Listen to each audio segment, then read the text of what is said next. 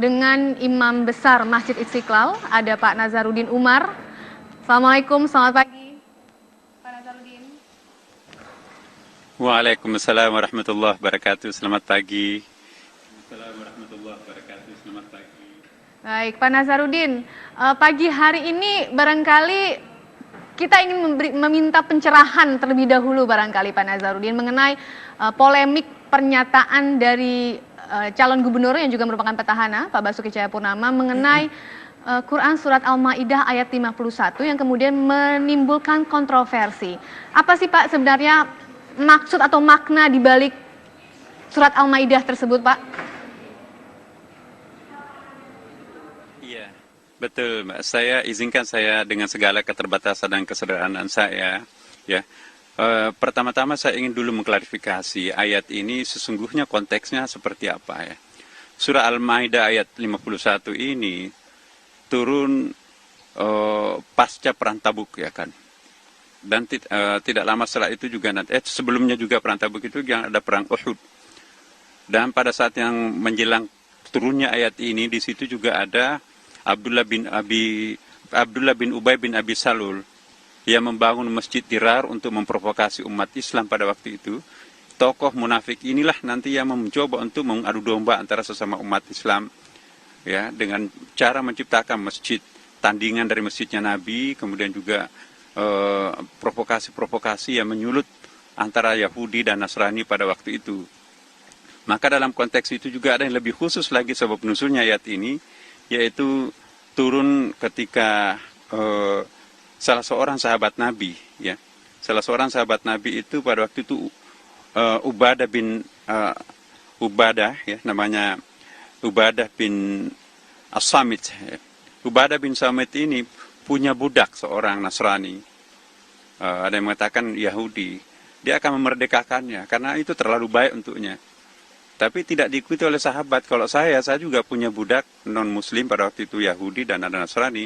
Tapi belum waktunya saya merdekakan sekarang ini karena khawatir jangan sampai bergabung dengan kelompok-kelompok provokasi yang ada pada waktu itu. Karena Yahudi pada waktu itu sama juga dengan Nasrani itu terbagi dua. Ada yang pro terhadap Nabi Muhammad SAW, tapi juga ada yang tidak pro. Makanya itu kalau kita lihat dalam ayat Al-Quran, ada kok Nabi itu ya, Nabi memberikan respon yang positif terhadap kelompok agama Nasrani dan Yahudi, karena pada waktu itu juga tidak semua Nasrani itu memusuhi Nabi. Ada juga yang bersahabat dengan Nabi, makanya itu statement-statement Nabi Muhammad SAW, ada yang sangat dekat dengan Kristen, Nasrani pada waktu itu, dan juga Yahudi, tapi juga ada yang berperang dengan mereka. Jadi tergantung siapa yang bereaksi negatif terhadap Nabi, tentu Nabi responnya lain. Tapi juga siapa yang merespon positif kehadiran Nabi, misi Nabi, bahkan di dalam perang Tabuk itu kan ada seorang tokoh yang bernama Yuhanna bin Ru'bah itu malah menjalin kerjasama dan bersedia untuk membayar jiz'ah pajak kepada Nabi. Yang penting dia dilindungi hidup di negeri kekuasaan Nabi Muhammad SAW itu. Dan Nabi pun juga menyambut baik pada waktu itu. Dalam konteks keadaan seperti ini turunlah ayat Al-Ma'idah 51 tadi, ya ayyuhalladzina amanu la tattakhidul yahuda wan nasara auliya ba'duhum auliya ba'din ila akhir, ya kan. Nah, ini juga ada sedikit persoalan karena terjemahan Kementerian Agama yang ada sekarang ini, aulia itu diartikan dengan pemimpin. Nah, kalau kita bandingkan dengan terjemahan bahasa Inggris, saya teliti ada sekitar 10 terjemahan Quran berbahasa Inggris, tidak ada satupun terjemahan itu mengartikan pemimpin. Ya, misalnya kita lihat Abdullah Yusuf Ali yang sangat terkenal itu, ya dia katakan bahwa al-aulia di situ adalah friend and protectors, ya kan.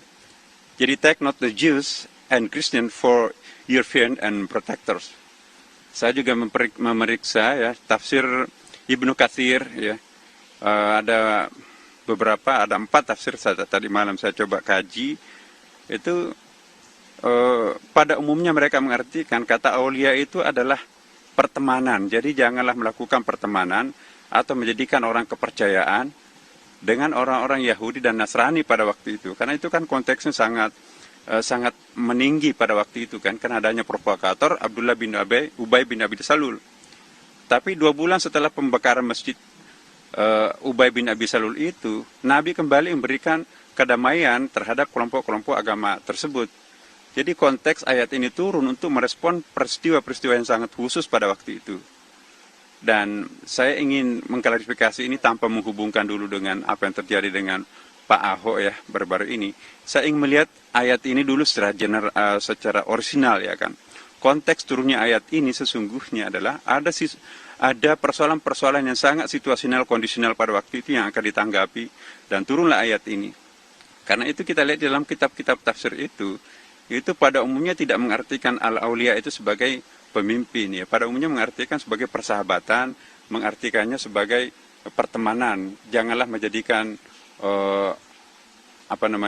Yahudi dan Nasara ini sebagai orang-orang teman yang akan diajak bersahabat. Mungkin masih ada orang lain, tapi konteksnya pada waktu itu baru saja terjadi perang Uhud, kemudian juga baru terjadi perang Tabuk, dan ada provokasi Abdullah bin Ubay bin Abi Salul pada waktu itu. Tapi setelah konteks ini selesai, karena kita tahu bahwa perang Tabuk itu adalah bagian-bagian terakhir peperangan Nabi, dan setelah itu kan terjadi kedamaian, terjadi keamanan di kota Madinah pada waktu itu. Ya. Dan itu juga pada akhir kehidupan Nabi. Iya. Nah, kaitannya dengan statement Pak Ahok, saya juga mengikuti dan memang mohon maaf ya, di situ mungkin salah statement Pak Ahok di situ. Saya ikuti betul, bahkan saya putar-putar dari awal sampai akhir, kata-kata dibohongi pakai surah Al-Maidah dan macam-macam itu.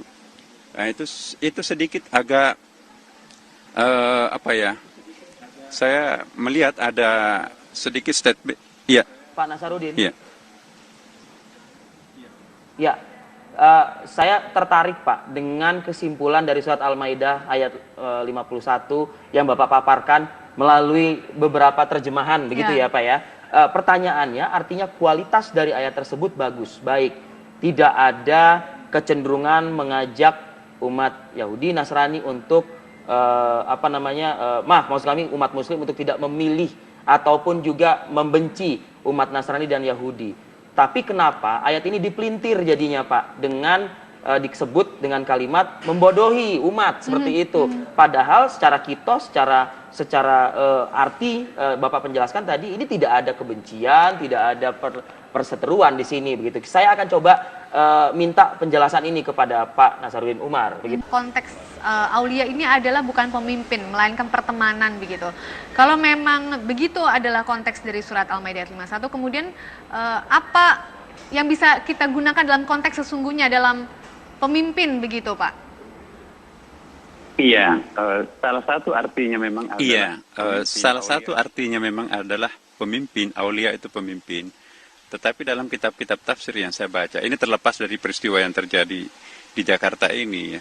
Pada umumnya yang saya lihat kitab-kitab tafsir itu, al-aulia itu diartikan dengan pertemanan, persahabatan, ya kan, protector.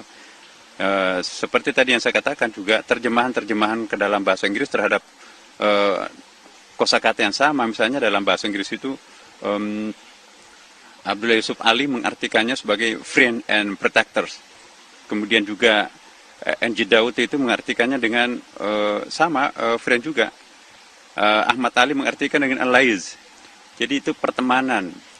Nah, saya hanya melihat bahwa mohon maaf, ayat ini atau juga sama dengan ayat-ayat yang lain juga, jangan terlalu jauh kita melibatkan ayat-ayat itu di dalam politik praktis ya. Saya juga menyimak betul apa yang disampaikan Bapak Gubernur kemarin itu. Saya memahami bahwa konteksnya tidak dalam arti untuk menghina ayat ya. Saya ikuti betul juga. Tetapi bagaimanapun juga statement misalnya kata-kata dibohongi pakai surah Al-Maidah macam-macam itu, redaksinya persis seperti itu. Itu memang bisa menyakiti telinga orang lain ya kan, terutama yang beragama Islam.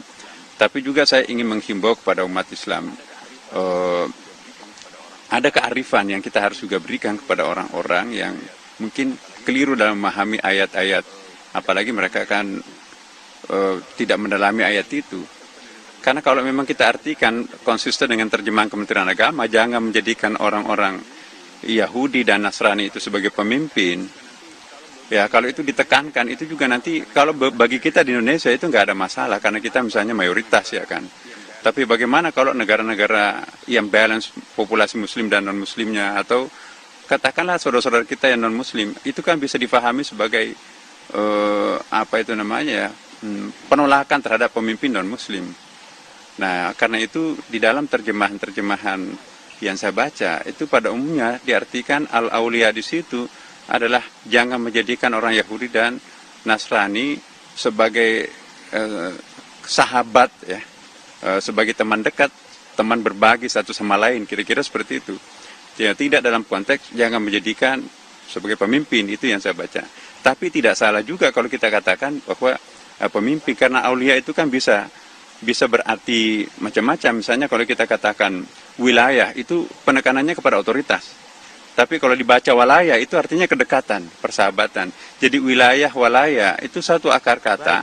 Semuanya bisa membentuk otoriti, bisa juga membentuk walayah, kedekatan. Jadi waliullah misalnya kan, sama dengan, itu waliullah kedekatan seorang hamba dengan Tuhannya. Tapi juga dari kata wilayah itu sama dengan wali kota misalnya kan. Wali kota itu ya, itu otoritas di situ itu. Nah, jadi saya ingin mengatakan di sini bahwa kita hati-hati di sini. Kita merespon apa yang ada, tetapi ini pelajaran ya, terutama kepada siapapun juga, mungkin bukan hanya Pak Ahok ya, tapi siapapun juga. Sebaiknya ayat itu biarlah miliknya umat Islam untuk dia sampaikan sendiri, sebab kita khawatir seperti ini yang terjadi, jangan terjadi lain kali lagi. Dan untuk umat Islam juga saya mohon supaya ada kehati-hatian juga dalam merespon, karena kalau kita betul-betul mempertahankan, janganlah orang-orang Nasrani dan Yahudi menjadi pemimpin bagi orang-orang Muslim, itu nanti juga fikih siasahnya itu juga dampaknya bisa mengajak orang untuk macam-macam. Tapi saya kok sangat percaya bahwa kearifan yang dilontarkan oleh Majelis Ulama dan tokoh-tokoh masyarakat kita itu sudah bisa memberikan gambaran yang bagus ya. Iya. Baik, Pak Nazarudin Umar, terima kasih banyak atas penggalan kalimat terakhir Pak Nazarudin tadi ya, menahan diri dan pergunakanlah ayat ya sesuai dengan keperluannya, dan siapa yang menggunakan pun juga lihat juga kan begitu ya. Dan harus lebih arif, bersikap arif begitu ya masyarakat. Begitu. Terima kasih. Assalamualaikum Pak Nazarudin Umar, selamat beraktivitas pagi hari. Selamat pagi Pak Boy. Selamat pagi. Pak Boy, kita ingin mendapatkan perkembangan terbaru Pak Boy mengenai adanya pelaporan ya Pak dari salah satu akun Facebook yang diduga juga ikut menyebarkan atau memposting video unggahan dari pernyataan Pak Ahok. Seperti apa tindak lanjutnya Pak? Oh iya, berkaitan itu, seingat saya minggu lalu ada pihak perwakilan dari masyarakat yang menyampaikan laporan polisi di Bareskrim ya, di Bareskrim, dan juga seingat kami di Polda Metro Jaya pun ada.